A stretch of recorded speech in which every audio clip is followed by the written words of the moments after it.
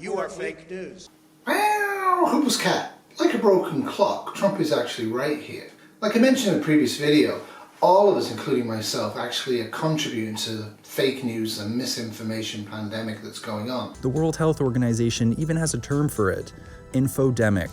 But there's a fundamental difference between misinformation and disinformation, which I'm going to go on about today. At the end of the video, I will show 12 people who have been instrumental in pushing anti-vax information out there before COVID. I presume, I'm guessing they're still doing it. I don't know, I don't look. If you subscribe to these people in any form at all, or if people are sending you stuff from those people, I strongly suggest that you delete that source as soon as you can. And if it's something you like, warn them about what they're actually passing along. You might have spotted false claims like these lately on your social media pages. Even BC's top doctor has pointed it out. There is a lot of misinformation that has been circulating out there. Misinformation isn't new, but just like the virus, it can spread fast during a pandemic. People that share misinformation are doing so because they believe it's to be true or useful, and in fact it's wrong and it's incorrect and it's been faked probably by somebody, or somebody's made a wrong conclusion, and what they're actually passing along is information that's not accurate. That's what misinformation is. Misinformation and disinformation, and the main difference is intent. Misinformation is false content that is shared by someone who doesn't realize it's wrong, kind of like the person in your feed who shares an article by The Onion and didn't realize it was satire. It could also be a photo with a misleading caption or from an entirely different event than what it claims. And a person passing it along thinks it's real. It's by far the largest thing out there. The easiest way of doing this is when you're 100% sure of something. It's very easy to find other things that back up your point of view, and then you share them to support your point of view. But if you actually spend some time looking at it, you'd realize it's misinformation, it's not true, and you probably really shouldn't share it. However, disinformation is a direct attack on reality. This is information that people have faked and put together in a deliberate way to make reality not true, to cause reactions or stop reactions based upon untrue events or untrue stories or untrue narratives. Disinformation is shared with malicious intent. This is purposely created to seem legitimate, but has an agenda to manipulate or cause harm. That's like manipulated audio or video, like a deep fake, or a site made to look like it's legitimate, unbiased news, but it isn't. We all confabulate, which is lying, and I do as well. We all do to some degree all the time. And those people out saying, I never lied. We do. We see ourselves as taller or thinner or younger or more attractive than we really are. Everybody does it. It's called being a human being. But when you create misinformation, you're doing it hoping that you will fool people into sharing it. So disinformation starts out and then becomes misinformation quite quickly. Of course, misinformation may not have come from disinformation, but generally speaking it has, or it's been caused in a climate where multiple people are telling you the same things, say that masks don't work. For example, Nate did a really good video and he shows how you can use a surgical mask as a fire starter. Really be careful of the toxics from the plastic. Substantial number of the comments said, that's the only effective use for a mask I've seen. I mean, you have to be a complete idiot not to wear a mask in an airborne pandemic, but they've convinced themselves through misinformed, that masks don't do anything and may be dangerous, and it's completely not true. But that has also been caused by disinformation, by people trying to destabilize and kill people in the West by putting that disinformation out there and convincing these people who are willing dupes to actually see it as true and then pass it along. I mean, seriously. The only use for a surgical mask in an airborne pandemic is as a fire starter. And they're not joking, some of these people. They actually believe that. And a lot of them have children. So the White House actually used disinformation. They faked a video encounter between a reporter and an intern to give the impression that the reporter had physically attacked the intern. As you can see, he didn't, never did. No suggestion he ever did do what they claimed. I asked one other question. Are you worried? That's enough. That's Mr. enough. President, That's I was enough. going to ask one of the other folks. That's enough. Pardon me, ma'am. Mr. Excuse me. President. That's enough. But they altered the video to make it look like he had, and then used text to say that he had, and then used hyper-emotive language to convince people he had. So that's disinformation. Now, I have no idea if Trump did that or not. I doubt he was even aware of it. That type of disinformation has also been done multiple times to Trump. So this is not a left or a right thing, and a lot of people will tell you that disinformation is a right-wing tactic. It is. it's also very, very much a left-wing tactic. And your job isn't to believe it and pass it along. If you're misinformed about reality, you see stuff like this and it confirms biases that you have, and then you share it, my goodness, you are potentially putting the reporter at risk of harm because of psychos out there that will kill people. You've got to be very careful about hyper-emotive reactions, and it's very easy to trigger them, and we've got to be very careful with that. Two wrongs never make a right. So just because the White House did it with Trump in power doesn't mean that Biden's White House is allowed to do misinformation or disinformation tactics as well. It's called propaganda, and it can be very useful. The Allies used it in the Second World War very usefully, using disinformation to misinform the Germans about where D-Day was going to land, and a lot of other things as well. It's a nasty, sneaky tactic that's been used probably since human history began. It's very, very effective. So I recently got a comment from somebody on one of my misinformation pandemic videos, and you can actually see this. So is all of this misinformation from this person, or is all of it disinformation, or is it a combination? The lines are very, very blurred. And for giggles and kicks, I'm going to go through it because actually my reply to this was deleted by YouTube's AI. So as usual with this type of a comment, it starts nice, eh? I'm nice. You like my videos. I have good content. Thank you very much. Now immediately the second sentence that's written is untrue. It's either misinformation or it's disinformation. It is completely untrue. Again, we've had 0 admitted patients to Sunnybrook Health Science Centre since vaccination started with side effects. 0. We've had hundreds of COVID patients and hundreds have died since the pandemic started. So it's not true. That second sentence is completely not true. So why is it there? There's very few people, not many, who've suffered awful and life-altering side effects of the vaccination program. Very, very, very few. As I've said previously, if you focus on individuals, whether it's true or not, if you make a face to it like a child's face who's fine and then is like got a tracheostomy and a tube in their throat because of vaccines, it actually really has a huge effect. And it means that 700,000 Americans who died from COVID dwindles into nothing for you to act on, but the possibility that one possible child might die from a vaccination program means that you don't vaccinate your kids, and then your kids get whooping cough and measles and rubella, etc., and become dead or damaged in a much greater proportion than they ever would have had a risk from any vaccine. So consider this, if 1 in a million people died from the vaccination, and that may be a true figure, I don't know. 1 in a million, pretty good odds. But 2% of people catch COVID die from COVID, and there's people out there claiming it's 0.3%. It clearly isn't. Look at the stats. 1 in a million compared to 0.3% of a million, you do the maths. The whole sentence is constructed to make vaccination look not just a daft idea, but a bad idea. So I ask you, is that misinformation or disinformation? If the person believes it, it's misinformation. If they know it's not really true and they're exaggerating for effect, that's disinformation. It's direct lying. And in the case of vaccination in a pandemic, that kills people. Hesitancy is a combination of various inputs that create misinformation inside the human being, irrespective of data, irrespective of reality, that allows them to hesitate on being vaccinated, which puts them at far greater risk of getting death and illness than they would have had if they'd been vaccinated.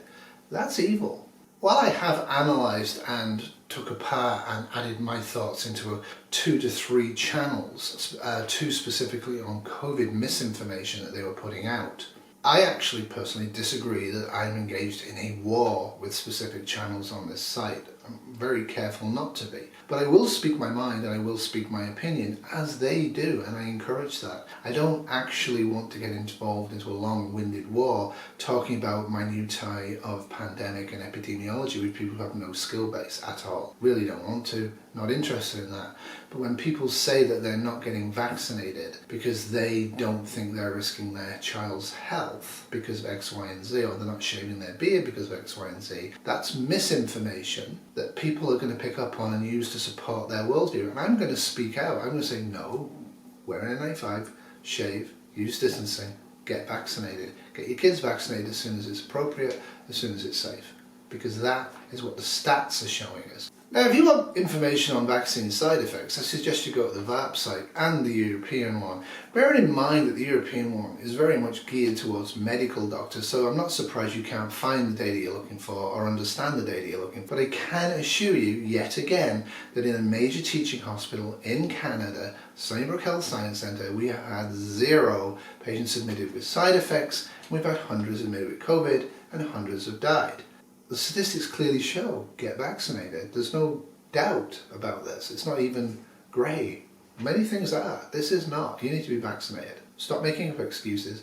Stop believing disinformation. Stop passing along misinformation that stops others from being vaccinated. It's not a healthy or a patriotic thing to do. So they're not anti-vax and they're pro-science. Okay, but your entire comment actually is the opposite of those two things. It's anti-science and it's anti-vax. So saying that I am a right-wing Christian fundamentalist that believes in the Constitution of the United States doesn't make it so, especially when everything that comes to my mouth is Canadian socialism.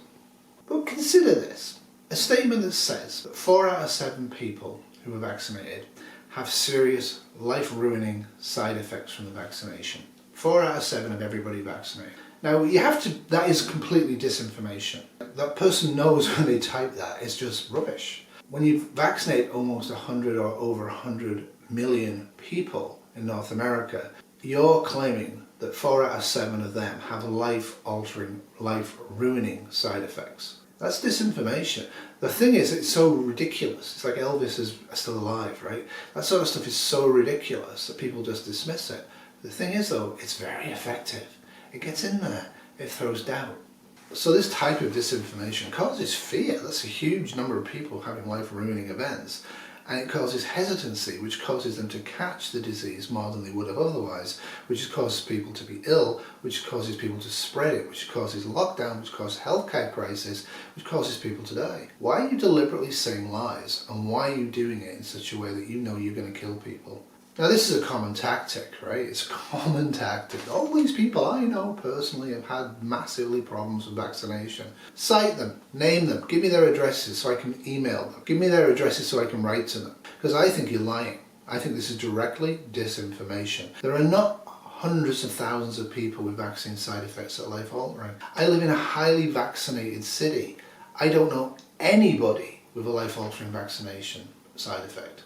I'm sure there's a few out there that I don't know, but I don't know anybody. I know hundreds of people who've been vaccinated. I know nobody with what you claim to be true. They always do this. They always cite these unknown people that you can't back up and you can't actually get proof from, or they link it to something that's just disinformation online. Why do they never mention 700,000 Americans who've died so far from the disease? Are they unimportant to you? They're not to me. I agree with you. Liars are claiming vaccines have side effects that are more serious and more prevalent than any reality of the actual side effects. And that's what you've done in this comment. So that's another common tactic. You spill lies, you say disinformation, and then you claim, I don't do this, other people do it. No, you did it. You're responsible. Said before, side effects reporting systems are actually for MDs and virologists and epidemiologists, not for me, not for you. So don't complain if you don't understand the science. It's because you're not skilled enough and trained enough to understand it. If you're really, really keen to figure out how the EU site works, get some training, read a few books. Do a few textbooks on modern medicine and epidemiology. Have a good think about what you're doing. Maybe ask a few scientists some specific questions. But you want everything done down to your level, so then you'll believe it. That's not how it works. That's like saying, I'm going to fly to Disney World tomorrow, but I want to know how to fly that plane or I don't believe it'll take off. And then when the plane takes off, you go into the cabin and say, you're a pilot. I don't trust you. Tell me what you're doing. And the pilot tells you, you go, I don't know what you're saying. I don't believe you. It's exactly what's going on here. Okay, so let's decline a vaccine that's 80-90% effective at preventing disease to take a tablet that's 50% effective at that same thing and is highly experimental and probably has a whole whack of side effects. Trust me, antivirals are no fun. If you've ever been on antivirals for HIV, and I have not, but I have given them to people because that used to be part of my job, was to hand out HIV medication kits to people with needle stick exposures at work. It's awful.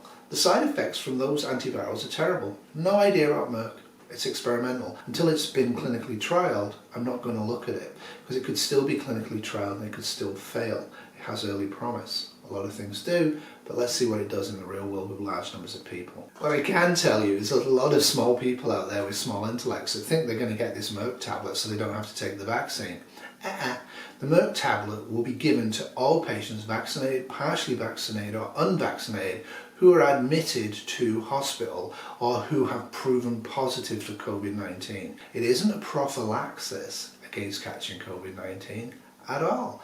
And are you really happy to take 2 tablets a day for the rest of your life and pay for it? So because you'd rather do that than take a vaccine that works and is safe? Hide all you like. I hear this a lot. I'm not at risk because I'm hiding in a jungle. You are at risk, get vaccinated, the COVID vaccine is safe, the disease is terrible, and the virus will find you. However, I will continue to do my own channel my way. I'm sorry if you don't like it. I'm sorry if you think I should be spreading misinformation and disinformation about vaccine side effects. You won't be seeing that on my channel. If I do encounter significant evidence of vaccine side effects that are serious, I will absolutely cover them. I want to cover reality in a very unreal situation. This pandemic's been very unreal. Such a low death rate, such a slow spread, that people have been dismissing it. And yeah, it's still killing a lot of people. So how can you avoid that subscriber's fate? How can you avoid passing along dis and misinformation and arguing with people that it's true? This is actually a fairly decent link. I've given lots of other ways of doing this in the past, and I think it's important not just for the pandemic but for other types of misinformation and disinformation that affects how we prep and how we live our lives. It's important to know how to reduce the impacts of those lies and those untruths. Here are some simple steps you can take to avoid falling for misinformation and spreading it. Step 1. Consider the source and check the facts. Always question where things come from. If it's unfamiliar, a quick Google search or a conversation with someone can do a lot more to understand who's behind it. So check links, search around, look for corroboration, look for other sources that are accurate, that agree or partially back up what they're saying, but be careful. You're going to cherry pick. It's human nature to support your own emotional biases. Do not share anything unless you know it to be true. But as I've said previously, do not give a thumbs up, do not subscribe, do not comment, do not thumbs down. Don't do any interaction with the social media that you're looking at if you find it to be untrue. The echo chamber effect is huge, and it's not just for anti-vaccine, it's for a lot of things. The patriots, white America is under attack from the Mexican group of preppers who are really nasty people, it turns out. You scratch them slightly and their good humor disappears. Anyway, I'm glad they're fleeing my channel. You need to actually read and watch anti-vax information as well as pro-vaccination information. You need to look at those right-wing channels occasionally, though don't like, share, subscribe, thumbs up, thumbs down, or comment on them. Otherwise, what you end up getting on YouTube or Facebook or Instagram is very much an echo chamber. And these people, if you actually look at it, they will tell you everybody thinks this way. And it's because they're too dumb to realize they're in a tiny little echo chamber. It's like the Newsom recount, right? The vast majority of Californians didn't want the recount and were quite happy with him as governor. The vast majority. And that minority convinced themselves through echo chambers and emotional bias that everybody wanted Newsom out. They didn't. And they were politically motivated and misinformed and misdirected to do that action for other people's political gain, never for their gain. Try to figure out who created the content. Is the source named or anonymous? What are their credentials? Next, figure out what kind of content you're reading. Is it news, an opinion piece, or satire? Or is it purely word of mouth? Have other credible outlets reported the same information? Remember, social media is often not an official source. If you spend 5 minutes on Instagram or Facebook or TikTok, you will find a lot of bad information. It's only 5 minutes. It will not take you a lot of time. And sometimes the algorithms will be useful here in sending you this kind of bad information, depending on what you consume. You can look at a Lancet link and it's not actually the Lancet. Be careful. Go to the main page independently, then search for that article independently within the main page. So instead of just reading a Lancet link and going, yeah, look at this is terrible, mass kill people, go to the Lancet and search for that article and see if it's there. It's all about me, right? I'm online because I enjoy it, I experience it's a good distraction for me, and I also am learning stuff because I really need to learn stuff about prepping and survival in SHTF situations. Step 2. Check for quality. Does the headline seem like clickbait? Are there any spelling mistakes like these? Does an image appear doctored? If so, you may be dealing with misinformation. Whenever possible, turn to official sources like the World Health Organization, the Public Health Agency of Canada, and your local health authority. But consider people's basic literacy level. A lot of these people out there have very poor literacy levels. I would estimate at grade 6 or grade 7. The average grade literacy is about grade 8 in North America. It's not great. But even these people, they actually have lower literacy rates than that. They can't spell, they can't use grammar. It's like there. So consider, do they actually have knowledge to teach you? Now obviously if it's a carpentry skill or a bushcrafting skill, yeah, the literacy actually, modern reading and all that stuff doesn't really apply to their ability to teach and to give you something of value. But if they're talking about political or economic analysis, if they're talking about healthcare analysis and they can't spell, consider, is that knowledge important or useful to you in the first place, and is it even worth pursuing it? If they don't understand that saying 4 out of 7 people vaccinated have life-ruining side effects is completely disinformation, they don't have anything of value to add to you. Verify the timing. Consider this rumor on Twitter about a code orange signaling a mass casualty event at a major hospital. A news story matches the claim, but take a closer look at the publication date. If it's a website, check the domain name. Unusual domains like this one can be a warning sign. Where are they coming from? Like I said, it's clearly a disinformation. It's disinformation to back up a worldview that they're emotionally attached to, that they can't let go, even despite the evidence that says, hey, admit you did wrong, go and get vaccinated because it's the best thing to do. They cannot do that. They have to construct a worldview where they're still right. Not great in a bug out situation. Things will alter, things will be flexible, things will be ambiguous. You don't want to be stuck in a survival situation with somebody who literally will walk you into death because they refuse to accept things have changed. Step 3. Check your biases and emotions. I think this is a big part of misinformation, is to ask yourself, how does this make me feel? Am I scared? Am I worried? We know that emotion connects really strongly to your likelihood to share misinformation. Does the post urge you to share? Is it promoting an opinion? Consider what the source has to gain and whether your own beliefs and feelings could be clouding your judgment. What I would say is if people go hard personal, just walk away. Don't even comment, and never go back to them. If they want to get hard and personal and it's just not something you want to get involved in. For example, they always try to get personal, they try and get a dialogue going. In that comment there, it's quite clear they want to talk about this untrue war I'm having with some other channels, which I'm not having. But they want me to bite on that, and then they can throw something else in, and they're trying to trigger me to be emotional, to look unstable, to make themselves look stable and correct. They always are very smug, they're always very certain. Now I've been accused of that on my pandemic coverage, and it's true. I have a strong sense of knowledge and skills in this particular field of SHTF, and I do think that I overestimate my capacities to avoid COVID-19 on occasion because of that, but I try and do regular self-checks. I actually watch anti-vax videos on a regular basis. It's unpleasant, but I do it. It's important for me not to shut down everything that's out there, because you know what? Partially it might be true. It isn't. Get vaccinated. Step 4. If in doubt, don't share. More than half of Canadians have shared COVID-19 info online without knowing if it's accurate. Even if you think it's completely humorous and funny or ridiculous, don't share it, because by simply sharing it, you are further disseminating this kind of content. And what if you spot info you know is untrue? I report it even when it's a family member. As a first step, that's a very easy, low confrontation option. So Twitter and Facebook all have, report functions in them. If you're comfortable, speak up. Let the person know why their information may not be credible, and help break the misinformation cycle. Hold, think. Should you share this? I think you should think about sharing knowledge. It's not something that you just randomly do, just randomly click because you like that guy and he's got a good tone of voice, so he looks reassuring. Sure, he lives in suburban California, he obviously doesn't know what he's talking about healthcare, but he's made you feel safe. He's not, it's killing you. But he's made you feel safe, so everything he does, you like it, you share it. Why not? They may have made a mental decision that this is about the Constitution and patriotism and freedom, not about healthcare.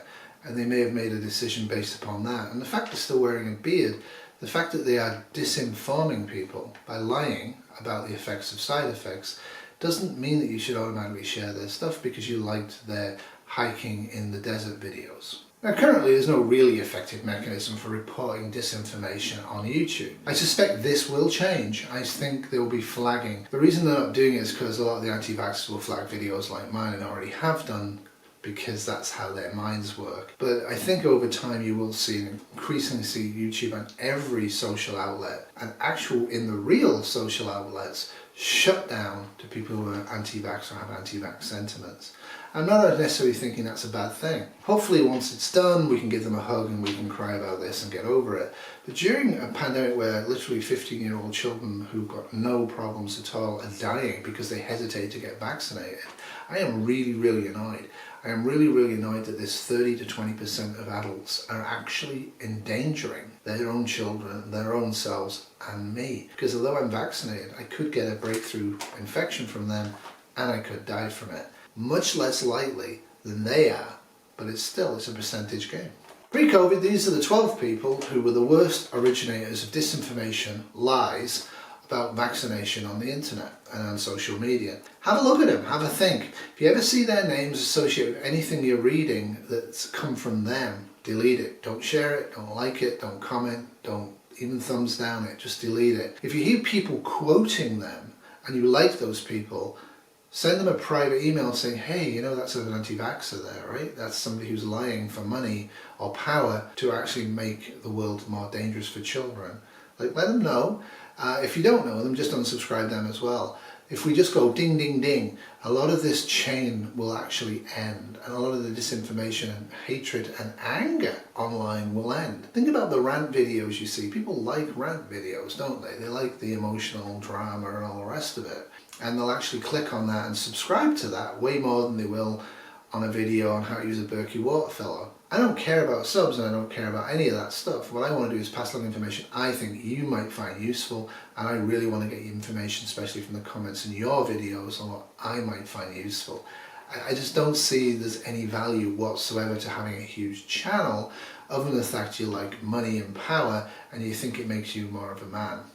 It doesn't. Well, I hope you like this video. Please like, share, subscribe, Patreonize me, use the YouTube membership thing, give me as much money as you possibly can, but only if you actually agree and if independently verify this video is actually of value and true. Don't be subscribing, don't be giving people money, be really careful about what you're doing out there. Treat everything with absolute skepticism. When you have a position and a worldview that everything the government says is true, you're misinformed. When you have a worldview that says everything the government says is a lie, you are misinformed. Life is ambiguous, it's grey. Don't be so quick to make an affirmative decision, a declarative statement online. Wonder about where these people are getting their information about, why they're doing what they're doing, who's paying them to do it, and what's really going on. Who gains from the anti-vax movement? The American people, the Canadian people do not. Lockdown, economic troubles, terrible healthcare conditions for staff. It's awful. Who gains from this anti-vax stance? Not the people who are not being vaccinated, because they are much more likely to get sick and die, and there's very few side effects. These are very safe. Who gains from this? Who gains from making American left and right pit each other against each other with hatred? Who hates America so badly? Who hates the West so badly? They're absolutely happy to sow seeds of discontent. Are you an army soldier for these people? Is your anti-vax position real? Is it actually based on reality? Confirmed reality? If not, you're a paid agent, and that's dismissive. And I'm not calling anybody a paid agent. But misinformation can be very corrosive. Be very careful about dismissing information or accepting information without being able to independently verify it. That's all. It's going to be a life-saving skill to look at reality as reality really is, or as close as you can imagine reality to be, in SHTF. If you are looking at reality from the point of view that you will decline a vaccine in an airborne pandemic in October 2021 because of misinformation and because of disinformation, I don't know what value you are to yourself and me and others in an SHTF situation. You really need to consider how easily you've been duped and how strongly emotionally you're sticking to that position, because you can't admit you made a mistake. You can't admit you were wrong. Toodles. This has been a Sleepy Terrier production 2021. Woofy!